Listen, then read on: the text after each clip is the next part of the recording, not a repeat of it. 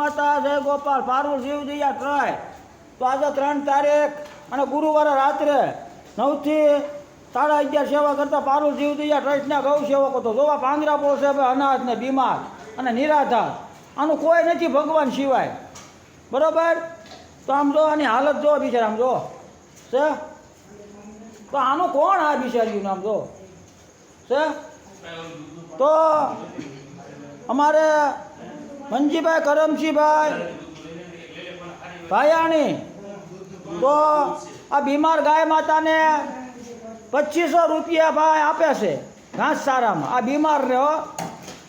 તો ભાઈ મંજીભાઈ કરમસિંહભાઈ, ખરેખર તમે જે આમાં વાવ્યું છે ને, પેલા આપણે ગઢિયા કેમ ખેતી કરતા 1 મણ વાવતા 100 મણ અનાજ નીકળતું, તો તમે જે આ 2500નું આમાં વાવેતર કર્યું છે ને, એનો અમારી ગૌ માતાના કૃષ્ણ પરમાત્મા તમને હારામાં હારું ફળ આપશે અને પાક આપશે હારામાં હારો. કારણ કે આ બિચારીનું કોણ આમ જો. તમને હું તો આમ કહું, આવો વિચાર આવ્યો ને અહીંયા આપવાનો, એ તમારા ઓલા જન્મના કાંક કોઈને હારા હોય, તમારા કોઈ ગઠિયાના, તો જ આમાં દેવાનો વિચાર આવે. બાકી તો તમને ખબર છે ને લોકો ક્યાં આપે. તો ખરેખર આ તમારું કરેલું ભગવાન ક્યાંય નહીં જવા દે.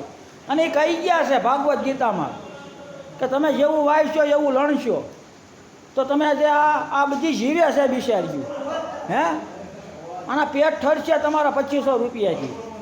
તો ભગવાન કેટલા રાજી થાય? ભાઈ 100% રાજી થાય.